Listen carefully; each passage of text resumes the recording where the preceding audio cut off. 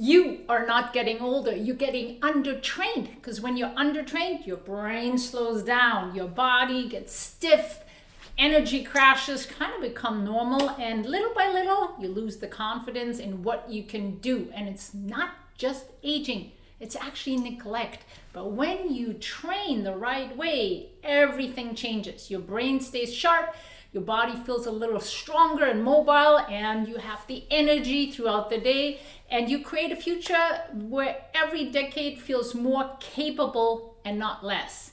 That's the difference between decline and longevity. Welcome, I'm Heike Fallon. I'm the founder of Expand Health and the creator of the NeuroHP method, combining neuroscience, sports therapy, and personal performance coaching. I've helped many active people like you optimizing their health and personal performance for the long run. Over 30 years, I've studied the brain, the body, worked with a lot of people, and today I share 5 powerful science-based exercises that help you to slow down or even reverse aging. These exercises are based on neuroscience, movement science, and biology, and I'll guide you step by step through them so you can follow along. With each exercise, I'm going to cover really quick the science behind it and how to perform it safely. Obviously, if you're not feeling good, don't do it or do it seated. What you can expect as far as the results. So before we start, make sure you also download a gift that I have for you. It's down in the description. There's a free PDF, so go ahead, download that, and let's get started. First one, the eyes. The eyes are not just for seeing well, they actually play way more role in how we move and all that kind of stuff. So vision actually drives movement, yes, and almost 70% of your brain is tied to visual processing, 70%.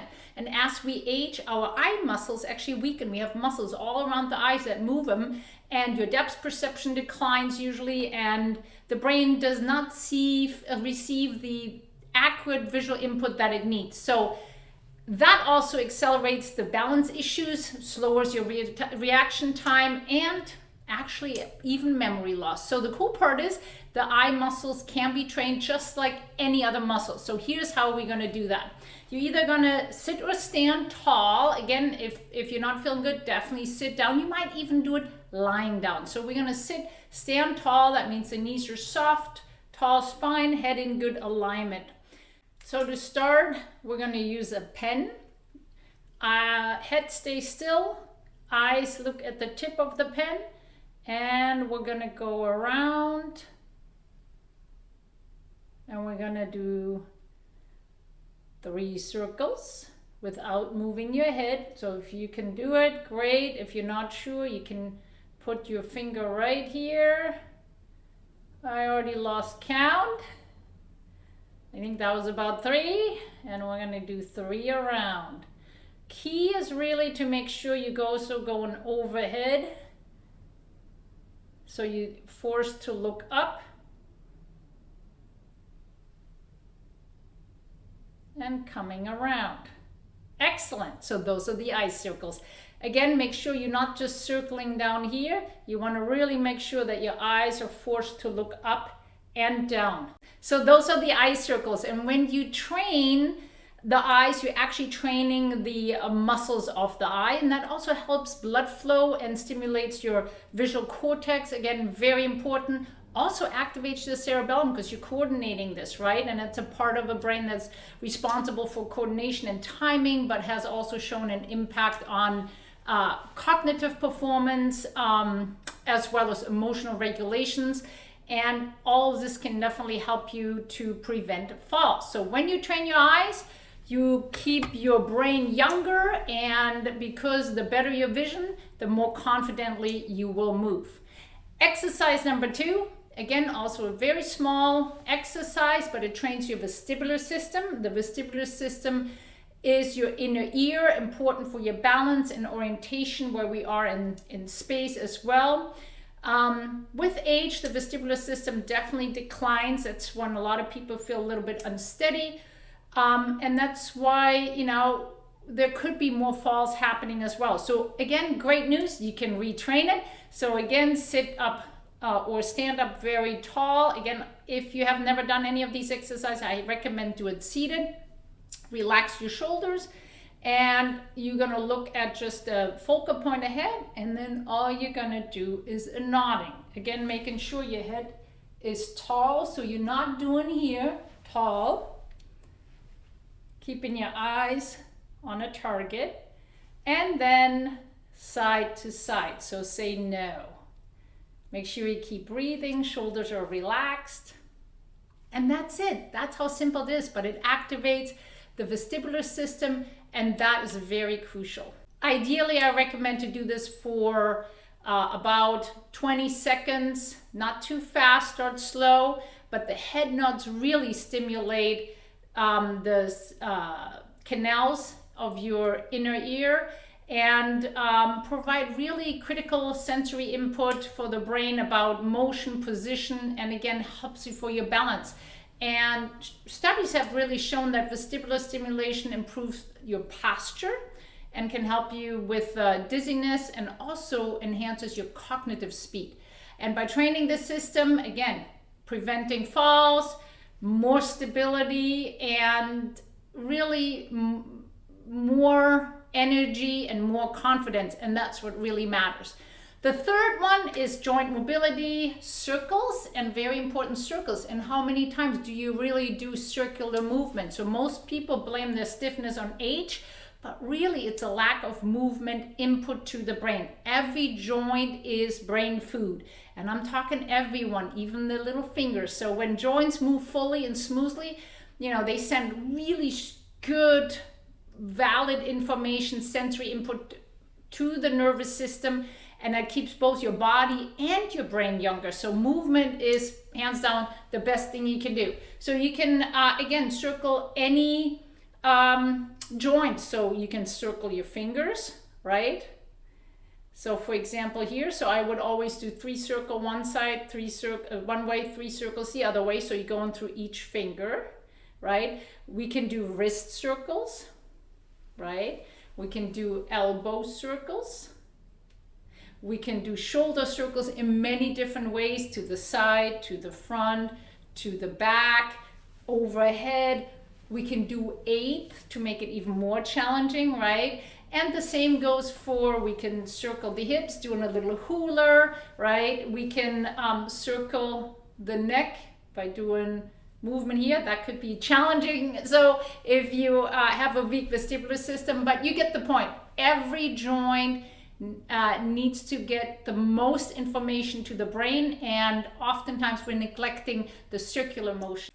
All good for lubricating the cartilage there and getting things moving in the joint, but really what matters is the stimulation of the cerebellum, which plays a key role in how we interpret pain. So if you deal with a lot of pain sensation, very good exercise involved in emotional regulation as well as cognitive regulation. So can't stress it enough, movement does a whole lot more than just the joint. So when each joint moves freely, you stay active longer, and activity is one of the best anti-aging strategies that I can share.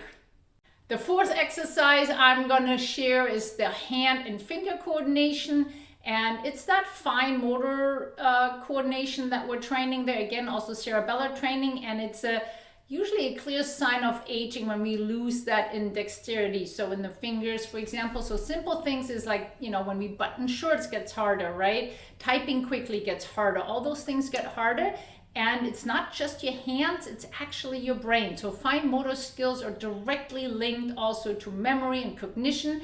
And so when you train your hands and fingers, you stimulate the motor cortex, the cerebellum, and other parts of the prefrontal cortex, right? Prefrontal cortex here in the front, all good for the thinking and decision making. Hold both hands out in front, and you can play around with doing one hand or both together. I'm going to start with just one hand, right? And what we're going to do is just tap each finger, and with time, if you can do it faster, right? You do it also on the other hand. You may do them together, and you may do it to a metronome, to a beat, so that you are forced to have follow some outside information at the same time, translating that into movement. Give that a try. It's a really, really powerful exercise for your longevity. So give these a try, because over time, when you increase the speed without losing the accuracy, that's what goal we have. So you want to be able to do it really fast, and again, to an outside stimulus, but it really, really helps you to not just move your fingers better, but also to think better. So these drills help with cognitive performance, but also improve blood flow, obviously neuroplasticity, so new neural connection are formed, and that's very important. Even in Alzheimer therapy, they use, in stroke recovery, we use those type of exercises. So by training your hands, you keep your brain younger. Every movement creates input and strengthens neural connections. And the hands are really important also to stay independent and confident so much longer.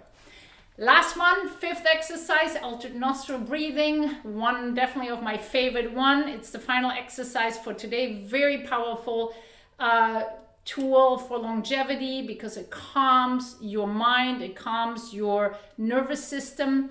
And again, if you want to sit down doing this or even lying down, that's fine. I'm going to keep standing. So we're going to close one nostril, stand nice and tall. We're going to inhale through the nose. Hold the breath, pause for a second, switch, close the other one, and exhale. Inhale. Hold, switch, exhale. Inhale. Hold, switch, exhale. Inhale.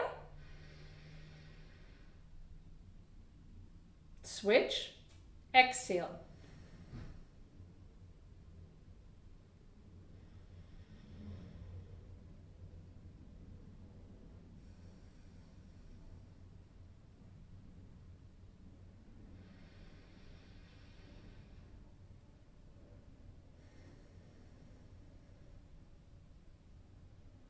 One more time. Inhale.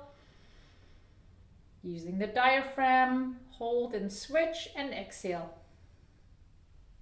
Fantastic. So make sure you use your diaphragm, not the shoulders, but that's the altered nostril breathing. So this altered nostril breathing is a fantastic rhythm to balance, so to speak, the sympathetic, parasympathetic tone and gain the homeostasis back. And it's increasing actually alpha wave activity in the brain that helps us to calm down, and it can actually help your heart rate variability, lower your blood pressure, and help you with cognitive performance. So consistently practicing, it can really help even stabilize your mood and lower your stress level at any age. So it's a fantastic exercise. Again, one of my favorite ones. I use it in the evening before I go to bed. It helps me to fall asleep. So give that a try. So we had 5 brain-based exercises: the eye circles, going around, the head nods, the joint circles,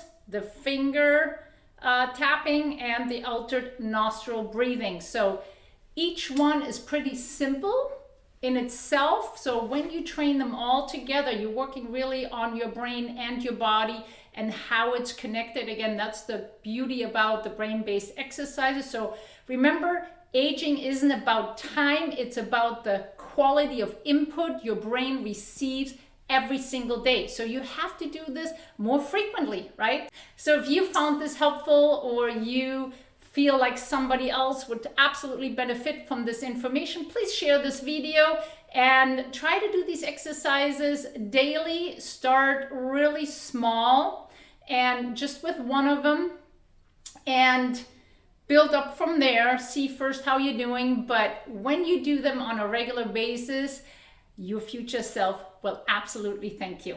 I'm Heike Fallon. I'll see you in the next episode.